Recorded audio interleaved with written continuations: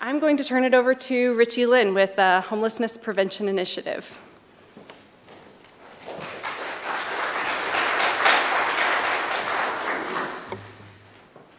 Thanks, Vanessa. First, I just want to thank Plymouth for having us here and opening their home. Nice setting, and it's always good to see some familiar Plymouth faces. I think it's also great that Vanessa and Homeward 20 kind of took the lead on this.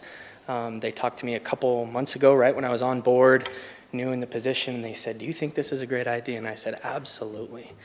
I think what I know about growing up in this community and being here elementary through college and beyond is how much the faith communities around here do value making this issue their own. And I think what you're going to hear about tonight is not just faith communities and organizations following, but really faith organizations and churches in this area taking the lead. And being really on the forefront of this issue and not trailing, not being behind, not being laggards, but really being leaders in this issue in our community. I know Faith Family Hospitality, I've kind of been around snooping on them since the beginning, which is a fantastic idea, very unique and very successful, that kind of reminds the church about the role of hospitality, which is something that churches have been practicing for thousands of years, and we kind of have lost our way with it over the last 100 years, but really opening spaces up and welcoming people. So I think you guys will be excited to hear about that. One congregation, one family, I got to kind of see that grow when I worked with Denver Rescue Mission, and they kind of initiated that program. Also, a very successful program that was started by faith communities on how do we address homelessness as a whole church body. What can we do to make sure that this is not a chronic problem in our communities? So I encourage you, make sure that you go and see these groups if you don't see mine. And they do fantastic stuff. So I'll talk a little bit about my organization. HPI, we've been around for about 13 years now. We were actually formed out of the Interfaith Council, and Mr. Rich Thompson is over here, so I have to give a shout out to him over there. But him, along with a sister and a bunch of other pastors here, were really kind of seeing this problem grow in our community. And they took the lead and said, how do we make sure that this isn't something that we just accept and we just turn a blind eye to? How do we make sure that as people who follow our gods and our Lord, how do we make this something that is near and dear to our heart? And so they formed this little committee that looked at different ways to combat homelessness. And they came up with this idea of prevention. And that idea kind of came up again and again and again, is how do we prevent this from becoming an issue?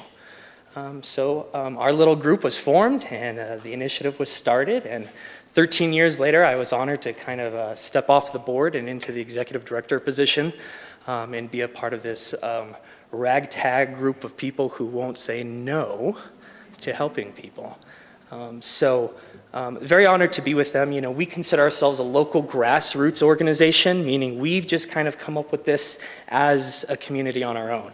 What's kind of fun is watching the rest of the nation kind of catch up to us. We know that this is a best practice, and other communities are getting onto that too, and they're copying us, or at least I'd like to think so. We were reading some articles in the board last year about how New York City is instituting the same type of program over there. So that big city over there on the east is finally catching up to little old Fort Collins. So we're pretty proud of that. But you know, working with families, what we try to do is that real prevention piece. And what we see ourselves doing is preventing families from falling into this real abysmal set of circumstances. We know that 40% of Americans live paycheck to paycheck, meaning they are one or two minor incidents away from drastic consequences, whether it's medical bills that they didn't understand, or a car that breaks down on the way to work, a child that needs some sort of support or care that they didn't anticipate. Many people that I talk to, I can kind of see in their eyes that we're all kind of understanding of this, right? We look at our own checkbooks, our own budgets, and sometimes we wonder how we make it month to month. So this organization that I'm a part of, what we do is we try to assist those people. We step in, we try to identify them. We're well known within the community so that people who are about to fall into homelessness can come to us and ask for assistance. And we do one thing, and we do it really well. We provide up to $300 in rental assistance to keep them in their house. People always ask me, wow, is that all it takes? And surprisingly, yes. We're really good at teaching people how to pool resources, how to get the best bang for their buck, and we do a pretty good job. When we talk about what is a good job, when we call 3 to 6 months later, we find that 96% of these people are still in their houses. So we were able to kind of get over this small bump and create some long-lasting impact and change.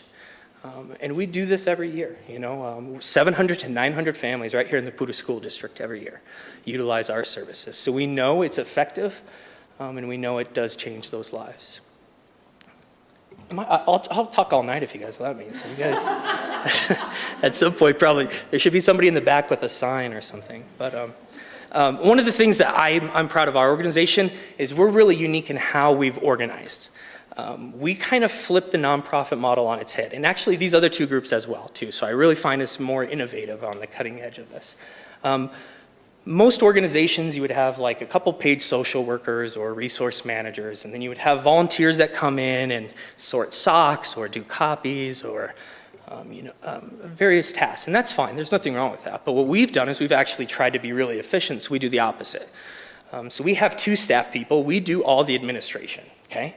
And we have over 60 volunteers that are the program, okay? They're the ones that actually do the phone screening, do the in-person interviews, and they're the ones that send me notes every day that say, give these people money.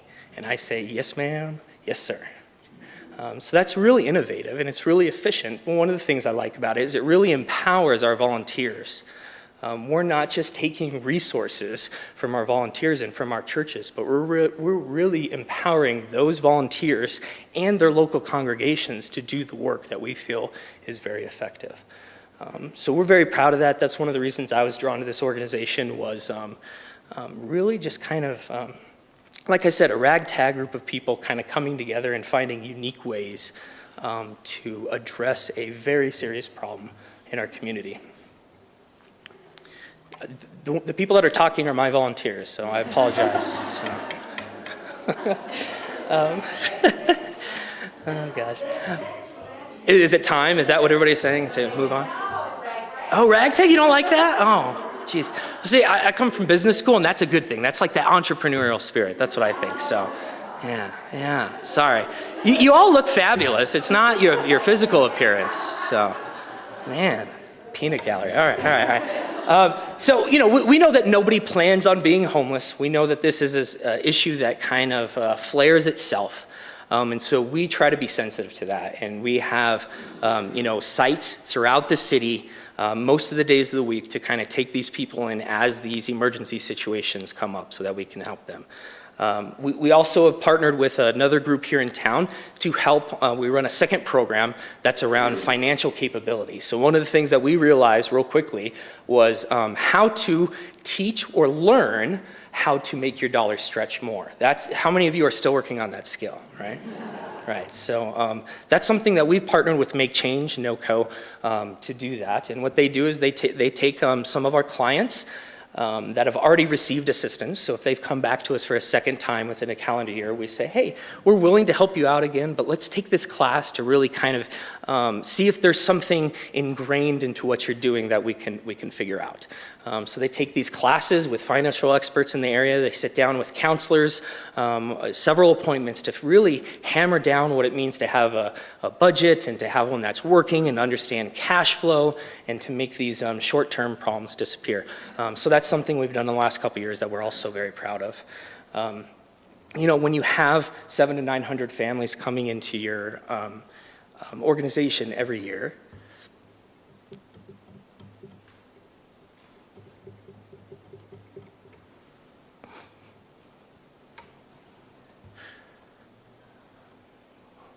what you fight is a feeling of hopelessness.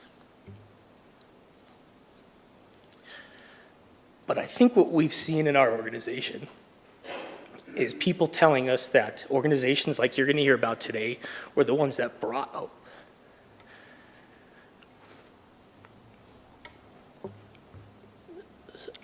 I better wrap this up.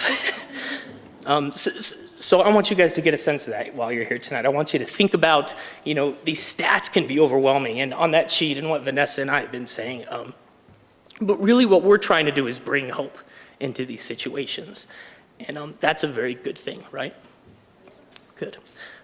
So I think I'll turn it away. I was going to talk about a couple stories, but I guarantee you I will blubber like a baby. So afterwards, if you want to hear some more like personal stories, I'll be happy to chat with you.